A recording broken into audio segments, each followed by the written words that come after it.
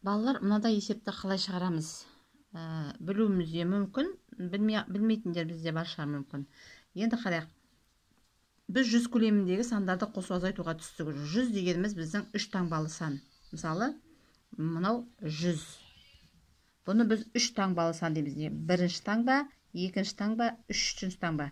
Сонда бұл 3 таңбалы сан. 100-дік. Енді осыны біз 100-дікке қалай жазамыз? 100 дегеніміз неше жүздік? 100 дегеніміз 1 жүздік. Жүздік. Мінеке. Мына 2 нөлді біз жүздік деген сөзге алмастырып отырмыз. Мына сонда жүздік деген сөздің ішінде 2 нөл жасырынып жатыр деп ойлауымыз керекпіз, елестетуіміз керекпіз. Мысалы, бізде мынадай беріледі. 2 жүздік тең нешеге дейді. Сонда біз табамыз. 2 дегеніміз 2, жүздік дегеніміз бұл жүздіктің ішінде 2 нөл жасырынып жатыр деп ойлаймыз да. 2 нөл бар деп шығарамыз. Сосын жазамыз 2 0 0.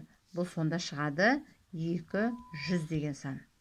Дәл осылай мінеке. Мысалы 3 жүздік 2 ондық десе, неше деген сан десе, жүздік дегенімізде неше нөл? 2 нөл жасырынып жатыр, ал ондық дегенімізде 1 нөл жасырынып жатыр. Сонда 3-ке 2 нөлді тіркегенімізде 300 болады.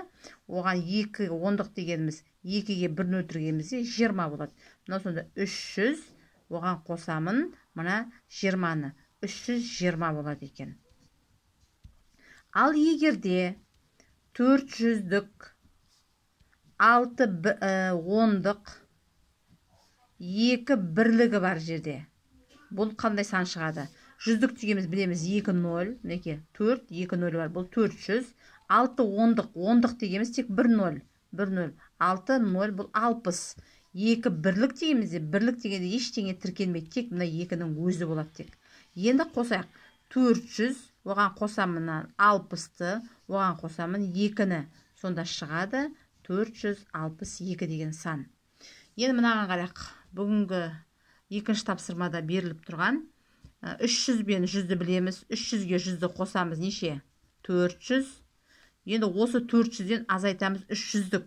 300-дік дегеніміз, сіздер білесіз, 100-дік дегенде 2 нөл жасырынып жатыр, 2 нөл. Сонда неше болады?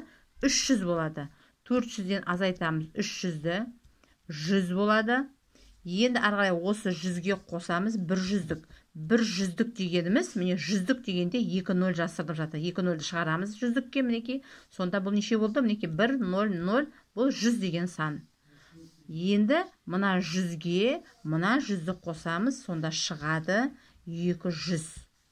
200-дігіміз тең, бұл неше жүздікке сөзбен жазғанда 2 жүздік деген, мінеке. 200 бен тең 200-дік. Бұл да 200 болады, бұл да 200 болады. Міне, осылай есепті дәл осылай шығарамыз. Есімізге сақтайық, 100-дік деген сөзде 2 нөл жасырынып жатыр. Ал 10-дық деген сөзде 1 нөл жасырынып жатыр екен.